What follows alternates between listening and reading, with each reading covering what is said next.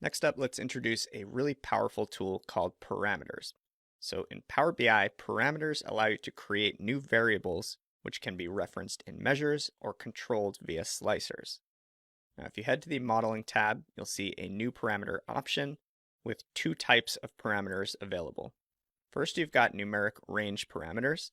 These are typically used for things like scenario testing, where users can adjust numerical inputs to see the impact on a given output. So for instance, if we change the cost of goods sold or change the retail price or discount amount, how would that impact a calculated output like revenue or profit? You also have something called fields parameters, and these are commonly used to allow users to dynamically change the metrics or dimensions displayed in a given report visual. So both of these are really handy ways to add some advanced interactivity and make your reports a bit more dynamic. So let's drill into numeric range parameters in a bit more depth here. So when you create a numeric parameter, what's interesting is that Power BI automatically generates two new measures in the background.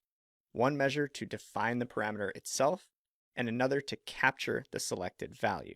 So in this example we're looking at here, we've created a numeric range parameter called price adjustment percentage. It has a minimum value of -1, maximum of 1, with increments of 0.1 and a default value of 0. So Power BI has taken those inputs and converted it into code.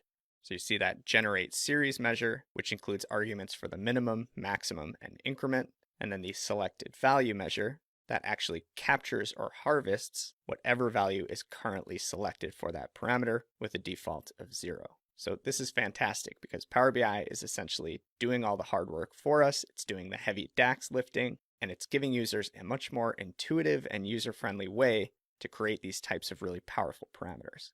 So here's an example here. We've created that price adjustment percentage measure.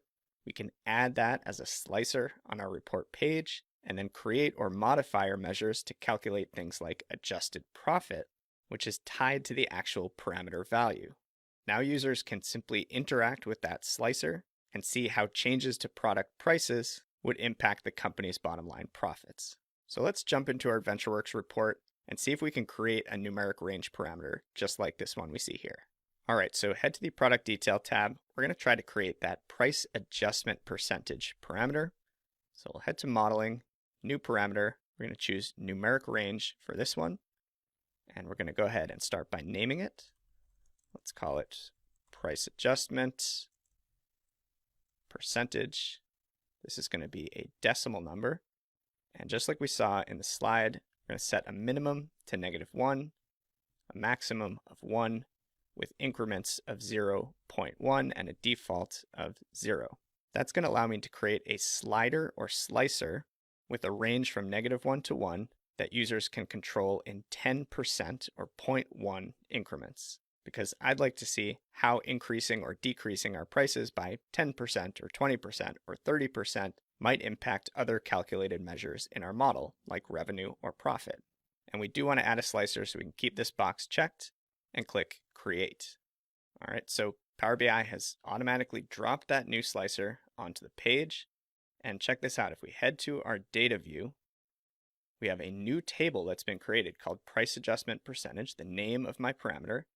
And inside, I have those two automatically generated DAX measures. The first one defining the parameter using generate series, and the second to actually capture the selected value. And I'll be able to use this price adjustment value field as an input to other measures in just a bit. So let's start with a little bit of formatting. Let's put it into place.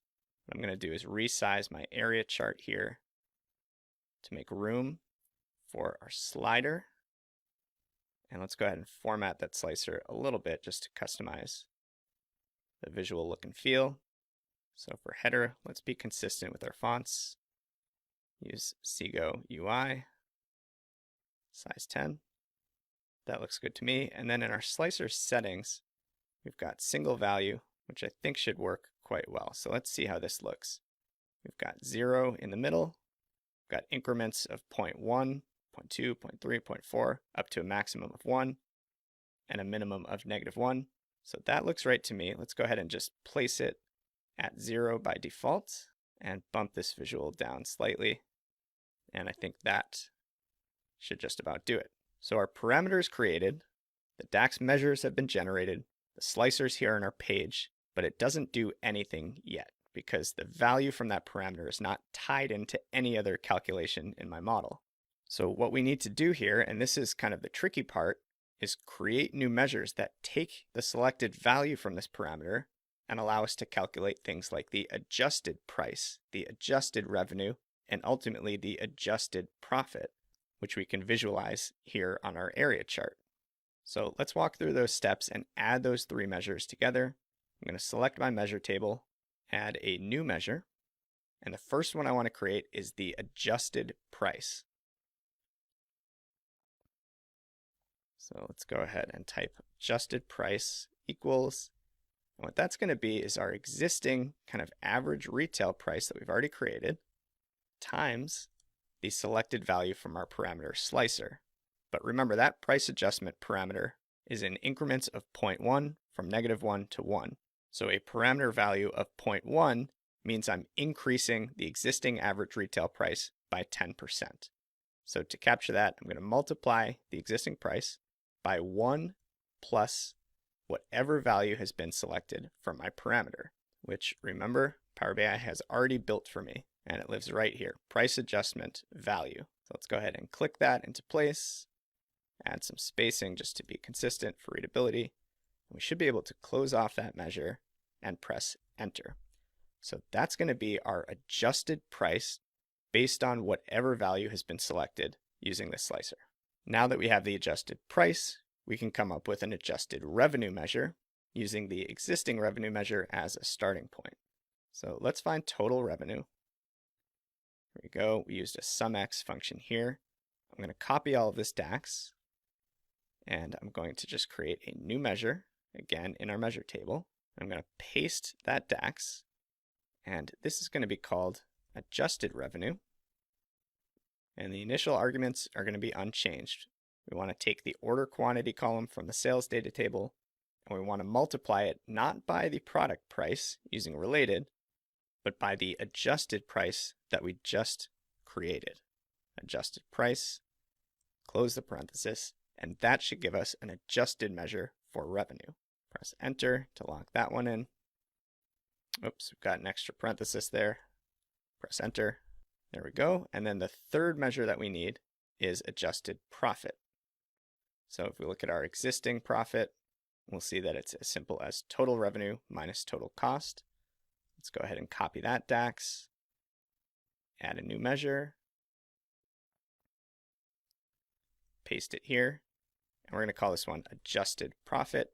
And the only thing that needs to change is that now instead of our default total revenue measure here, we're going to take our adjusted revenue and subtract total cost. That will give us our adjusted profit. Press enter to lock that one in as well. And the hard part's over. We've created those three new calculated measures that are based on the selected value in our parameter slicer. So last step is to actually visualize some of those new measures we created. And to do that, I'm going to edit this area chart that we created showing profit trending. And let's actually convert this back to a line because I'm going to add a second series here. And instead of just total profit on our y-axis, we're now going to add adjusted profit as well. And you can see that it's overlaid it exactly on the same line, which makes sense because our parameter value is set to the default of 0 right now. So we should see the same totals, which is a good sign. So let's do a little bit of formatting here on the chart. You can go ahead and turn off the title. Now that we have this legend in the top left, this is telling users exactly what they're looking at. I think that works quite well. Only other adjustment I'd like to make here is with our lines and markers. So for lines, let's change our colors. Let's make the adjusted profit that bright blue, and the original total profit can stay that dark gray by default. And let's go ahead and add markers here as well. Those are a little bit big, so I think a size 3 should do pretty well. So I believe that's all I really care to do for formatting at this point. Now it's the moment of truth to actually test this thing. So if we were to increase our pricing by 10%, now we see these two lines diverge. We see that adjusted profit starting to go up based on those new measures we defined, And in our tooltip, you can see we automatically have both our total profit and adjusted profit values shown right here as well. Looks like we could do a little formatting on that adjusted profit measure, but overall this is looking great. Let's check 20%. Let's see if we dropped prices by 50%. Let's see profit drops very, very drastically. So there you go, numeric range parameters, such a great way to add scenario tests or what if analysis to your Power BI reports and dashboards.